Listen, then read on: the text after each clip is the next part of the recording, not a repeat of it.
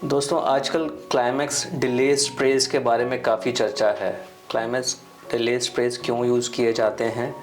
जिन लोगों को premature ejaculation की प्रॉब्लम है, जिन लोगों को सीमेन जल्दी डिस्चार्ज हो जाता है, उन मेल्स को क्लाइमैक्स डिले स्प्रेज का इस्तेमाल बोला जाता है ट्रीटमेंट के लिए। ये अच्छी ट्रीटमेंट है प्रीमेच्योर एजैकुलेशन के लिए, लेकिन इसके बारे में ये कभी डिस्कस नहीं किया जाता कि क्या इसकी वजह से फीमेल्स को कुछ प्रॉब्लम हो सकती है, क्योंकि फीमेल्स भी अल्टीमेटली इन स्प्रेज और इन केमिकल्स के कांटेक्ट में आने वाली हैं। तो क्या इसकी वजह से फीमेल पार्टनर को कुछ प्रॉब्लम तो नहीं हो सकती है? क्या ये केमिकल्स उनके शरीर को कुछ नुकसान तो नहीं पहुंचाएंगे? आइए इसके बारे में बात करते हैं।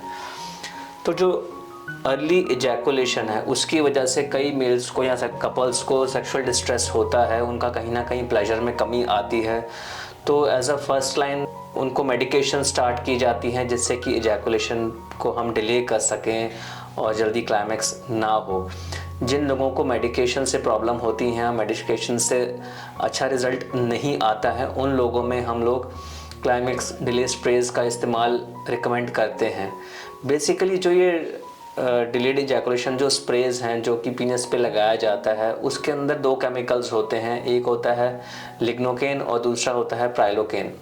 दोनों बेसिकली एक लोकल एनेस्थेटिक हैं, या जिसको कि हम नंबिंग एजेंट्स भी बोलते हैं। इनका बेसिक जो काम है कि वो जहाँ पे भी स्प्रे होगा, जहाँ पे भी चमड़ी के कांटेक्ट में आएंगे, वो एरिया सुन्न हो जाएगा, वहाँ पे जो सेंसेशन है वो कम हो जाएगी। तो जब सेक्सुअल एक्टिविटी के टाइम पे वहाँ सेंसेशन नहीं आती है, उसकी वजह से जो टाइमिंग है इजैकुलेशन का वो डिले हो जाता है। तो ये जब केमिकल्स फीमेल्स को सेक्सुअल एक्टिविटी के टाइम पे ट्रांसमिट होते हैं, तो क्या इसकी वजह से उनको प्रॉब्लम नहीं हो सकती है? नंबर एक, जब भी केमिकल्स ये फीमेल्स को ट्रांसमिट होंगे, जो विजाइनल एरिया है जहाँ पे भी उनको योनि के एरिया में वो ट्रांसमिट होगा, वो एरिया भी कुछ हद तक सुन्न हो जाएगा।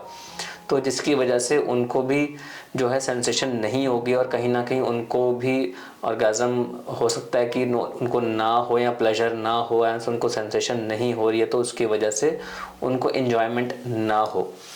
दूसरा ये है कि दूसरे जो कंसर्न्स हैं कि क्या ये केमिकल्स कुछ लॉन्ग टर्म चेंजेस तो नहीं करेंगे, कहीं ना कहीं वेजाइनल एरिया में कुछ ऐसे कैंसर सब्सटेंसेस तो नहीं हैं।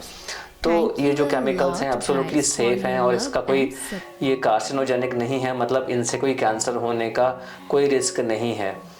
तीसरा जो सवाल आता है कि क्या इसकी वजह से कुछ पीरियड्स में कुछ डिस्टर्बेंस तो नहीं होंगी, कुछ हार्मोन्स में बदलाव तो नहीं आ जाएगा?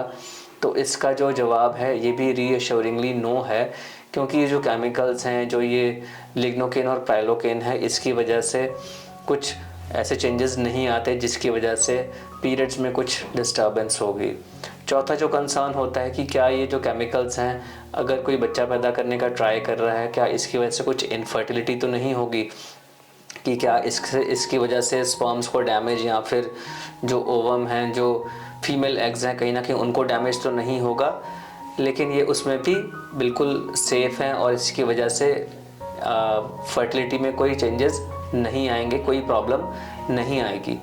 तो कैसे इन जो केमिकल्स का हम जो स्प्रेज यूज़ करते हैं उसका यूज़ करने का सही तरीका क्या है, किस तरीके से इसको यूज़ किया जाए ताकि फीमेल्स को इसकी वजह से प्रॉब्लम ना हो? तो एक जो सबसे पहले जो अहम तरीका है, जब इसको आप यूज़ करें, जब पीनस पे स्प्रे करते हैं तो जहाँ तक हो सके मिनिमम एरिया पे ही स्प्रे करें जहाँ पे भी सेंसिटिविटी सबसे ज़्यादा है। तो बेसिकली जो जहाँ पे सील होती है या फ्रेनुलम होता है मेल्स का, लिंग का जो हेड है उसके नीचे जहाँ फ्रेनुलम होती है, जो स्किन टैग होता है जिसको कि बैंजो स्ट्रिंग भी कहा जाता है, वो एरिया सबसे सेंसिटिव होता है। तो कोशिश कीजिए कि वहीं पे और ग्लैंड्स एरिया में ही उसका यूज़ किया जाए। दूसरी जो चीज़ है कि जब उसका इस्तेमाल किया जाता है उसको कोशिश करें कि हम वेट करें कि ड्राई अप करने का, कि जब वो ड्राई हो जाए 10-15 मिनट के बाद, उसके बाद ही आगे प्रोसीड करें सेक्सुअल एक्टिविटी की तरफ। तीसरा जो तरीका है कि बैरियर कॉन्ट्रासेप्शन यूज़ कर सकते हैं, कॉन्डम यूज़ कर सकते हैं, जिससे कि जो केमिकल है वो फीमेल को ट्रांसमिट ना हो। तो अगर हम ये चीज़ें प्रिकॉशंस लें तो इससे मेल्स जो हैं उनका भी प्लेजर ठीक रहेगा, फीमेल्स भी उसको एंजॉय करेंगी, और इससे होने वाले जो कंसर्न्स हैं कि साइड इफ़ेक्ट्स हैं उसका कंसर्न भी मिनिमम हो जाएगा और ये एक हेल्दी सेक्स की तरफ का एक सही इसको इस्तेमाल करने का यही एक सही तरीका है। दोस्तों, अगर आपको सेक्सुअल एक्टिविटी या इनफर्टिलिटी इन सब प्रॉब्लम से कुछ आपको कोई इनसे रिलेटेड कोई भी प्रॉब्लम्स हैं अगर आपकी, तो आप झिझके नहीं, आप ज़रूर हमारे से आके मिलें। मैं एक यूरोलॉजिस्ट और एंड्रोलॉजिस्ट हूँ। कोई भी सेक्सुअल प्रॉब्लम्स होती हैं, इनफर्टिलिटी रिलेटेड इश्यूज़ होती हैं, तो ये हमारे फील्ड में आता है और इसका हम सही तरीके से साइंटिफिकली इसका सही इलाज करते हैं। मैं doctor Aman Gupta, urologist, andrologist, male sexual health expert, Fortis hospital, Vasant Kunj, नई दिल्ली में।